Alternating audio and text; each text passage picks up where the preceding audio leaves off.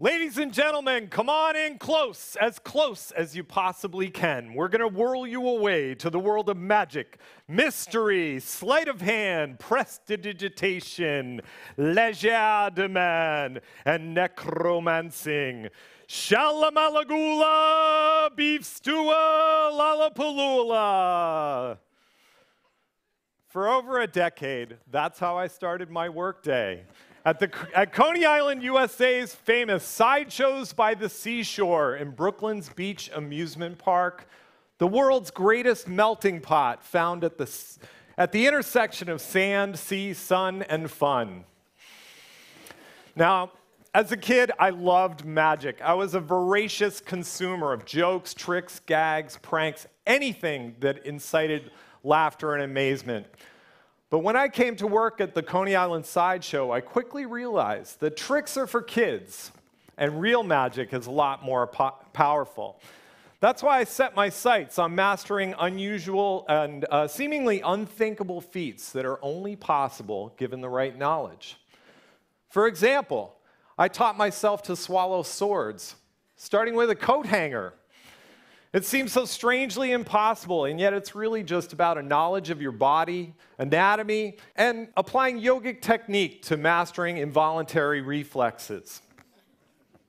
Now, then I went on to use those showman techniques as a creative director at the dawn of the digital era, and I created new and magical ways for users to engage with content on digital platforms.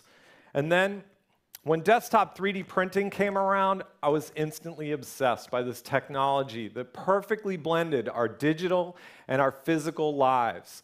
3D printing is literally the magic principle of transmutation, where something appears out of nothing. Now, I believe that any technology has the power of being magical, provided that it's wielded by a magician. So that's why I've spent the last 3 months here at TED doing the impossible. I built a time machine.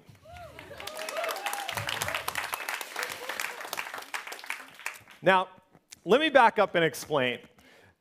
This is a 3D printed model of turn-of-the-century Coney Island, and I spent 2 years working on this.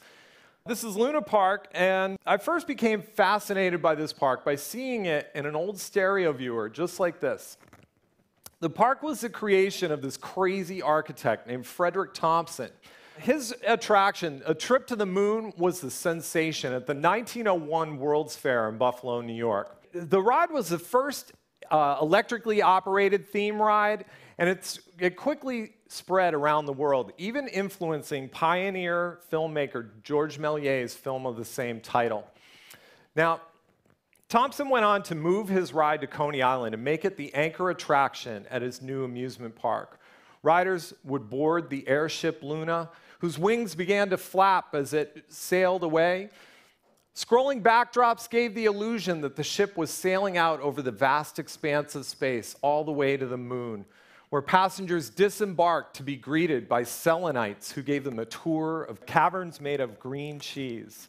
Come nightfall, Luna Park was transformed again by more than 250,000 electric light bulbs. It was a fantastical city of fire that gave the Edison Power Company a showcase of how artificial light was soon going to transform the globe. In fact, even inspiring a nighttime trend, electric bathing. The light of man had become preferable to the light of God. There was an air of optimism as the machine age ushered in this new era of leisure and play. Everything that we know today as entertainment got its start in and around Luna Park. Think of it, amusement parks with roller coasters and theme rides.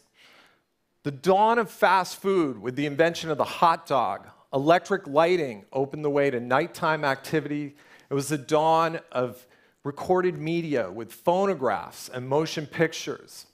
If I could travel anywhere in time, it would be to this magical, fantastical city of fire.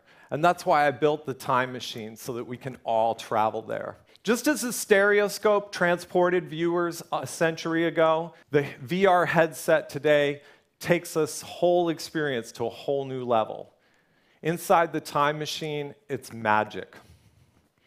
As we settle into the 21st century, we sit now with interactivity right where those early filmmakers were a century ago.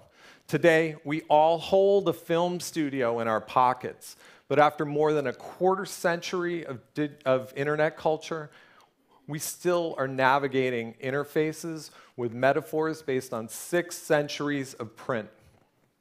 We've moved beyond this. With augmented and virtual reality, we're at the dawn of a new era, one which literally empowers us to travel through time and space. I think of the original Luna Park as testament to American ingenuity and the power of dreaming. It reminds us that creative and fantastical applications of technology are what make them resonate.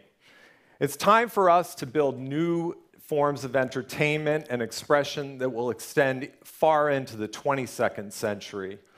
Once again, filling us with awe, optimism, and reminding us that magic can be real. Thank you.